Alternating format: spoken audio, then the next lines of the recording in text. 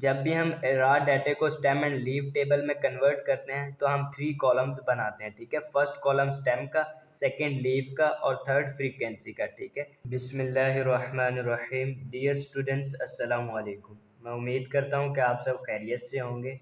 Dear students, आज का हमारा लेक्चर स्टैटिस्टिक्स के स्टेम एंड लीफ टॉपिक से रिलेटेड है। आज के हम इस लेक्चर में अंडरस्टैंड करेंगे कि हम स्टेम एंड लीफ टेबल किस तरह से प्रिपेयर करते हैं, यानी रॉ डाटे को हम स्टेम एंड लीफ टेबल में किस तरह से कन्वर्ट करते हैं। डियर स्टूडेंट्स, हमने जैसे कि पिछले लेक्चर में स्टेम एंड लीफ टेबल के बारे में अंडरस्टैंड किया था, यानी एक वैल्यू 3 डिजिट्स पर मुश्तमिल हो तो उसका लीफ एंड स्टेम टेबल हम किस तरह से प्रिपेयर करते हैं वो हमने अंडरस्टैंड किया था। आज के इस लेक्चर में हम अंडरस्टैंड करेंगे अगर हमें रॉ डाटा 2 वैल्यूज़ पर मुश्तमिल हो, यानी एक वैल्यू 2 डिजिट्स पर मुश्तमिल हो, जैसा कि 2, 5, 3, 4, इस तरह के रॉ डाटे का हम स्टेम एंड लीफ टेबल किस तरह से प्रिपेयर करते हैं। जब भी हम रॉ डाटे को स्टेम एंड लीफ टेबल में कन्वर्ट करते हैं तो हम 3 कॉलम्स बनाते हैं, ठीक है। फर्स्ट कॉलम स्टेम का, सेकेंड लीफ का और थर्ड फ्रीक्वेंसी का, ठीक है। स्टेम कॉलम में डियर स्टूडेंट्स अब हम क्या लिखेंगे?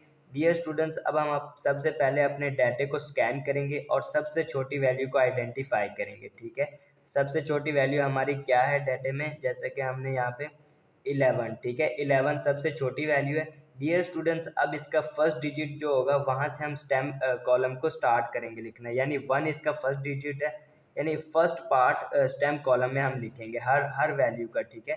तो डियर स्टूडेंट्स, अब हम उसके बाद सबसे बड़ी वैल्यू को अपने डाटे में आइडेंटिफाई करेंगे और वहाँ तक स्टेम कॉलम को लिख लेंगे, ठीक है। यानी सबसे बड़ी वैल्यू का जो फर्स्ट डिजिट होगा वहाँ तक हम अपने स्टेम कॉलम को लिख लेंगे।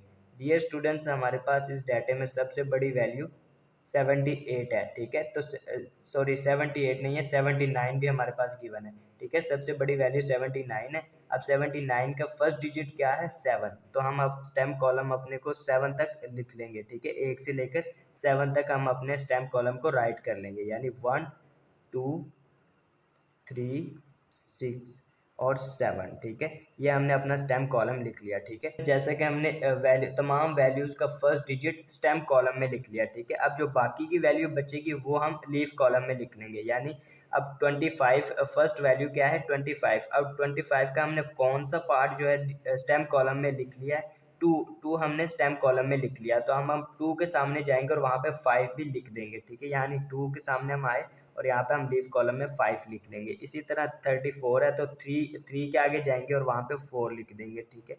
इसी तरह 19 है तो 1 के आगे जाएंगे और 9 लिख देंगे वहाँ पे। इसी तरह 26 है तो 2 के सामने जाएंगे और 6, यहाँ पे हमने एक वैल्यू पहले लिखी है, हम कॉमा लगाएंगे और इस वैल्यू को राइट कर देंगे 6, ठीक है। उसके बाद 41 यानी 4 के आगे जाएंगे और वहाँ पे 1 लिख देंगे। इसी तरह 76 है, 7 के सामने जाएंगे और वहाँ पे 6 मेंशन कर देंगे, ठीक है। इसी तरह डियर स्टूडेंट्स, 1 के आगे जाएंगे वहाँ पे 2 मेंशन कर देंगे, 4 के आगे जाएंगे 2 मेंशन कर देंगे और 3 के आगे जाएंगे 5 मेंशन कर देंगे।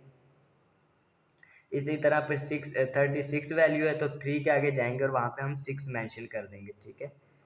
और 79 यानी 7 के आगे जाएंगे और 9 वहाँ पे मेंशन कर देंगे। डियर स्टूडेंट्स, इस तरह से हम तमाम वैल्यूज़ को प्रेजेंट कर लेंगे, यानी तमाम वैल्यूज़ के आगे यानी जो जो वैल्यूज़ होंगी वो लीफ कॉलम में हम प्रेजेंट कर लेंगे। उसके बाद 3 के आगे जाएंगे हम 6 मेंशन कर देंगे वहाँ पे, ठीक है, ये 6। उसके बाद 19 है तो 1 के आगे जाएंगे और 9 मेंशन कर देंगे। डियर स्टूडेंट्स, ये तमाम वैल्यूज़ को हमने पोस्ट कर दिया लीफ कॉलम में, स्टेम कॉलम भी क्रिएट कर लिया और लीफ कॉलम भी हमने प्रिपेयर कर लिया। डियर स्टूडेंट्स, अब फ्रीक्वेंसी कॉलम को हम किस तरह से प्रिपेयर करेंगे, किस तरह से फ्रीक्वेंसी कॉलम को जनरेट करेंगे, वो हम लीफ कॉलम से जनरेट करेंगे, यानी जिस रो में जितनी वैल्यूज़ गिवन होंगी उस रो की वही फ्रीक्वेंसी होगी। फर्स्ट रो में 4 डिजिट्स गिवन है, यानी 9, 1 और 2, फिर 1 और फिर 9, यानी 4 वैल्यूज़ हमें गिवन है, ठीक है, लीफ कॉलम की फर्स्ट रो में। तो यहाँ फर्स्ट रो की फ्रीक्वेंसी क्या है? 4 है। इस तरह इस रो में 2 वैल्यूज़ गिवन है तो इसकी फ्रीक्वेंसी 2 है। उसके बाद थर्ड रो में फिर 4 वैल्यूज़ गिवन है तो इसकी फ्रीक्वेंसी भी 4 है। और उसके बाद इसमें 2 वैल्यूज़ गिवन है, 2 फ्रीक्वेंसी है। उसके बाद 1 फ्रीक्वेंसी है, फिर 2 और फिर 3 वैल्यूज़ गिवन है लास्ट रो में तो इसकी फ्रीक्वेंसी 3 है। डियर स्टूडेंट्स, अब हम इसका टोटल कैलकुलेट कर लेते हैं सिग्मा एफ। अब क्वेश्चन में हमें वैल्यूज़ कितनी गिवन है वो पहले हम काउंट कर लेते हैं।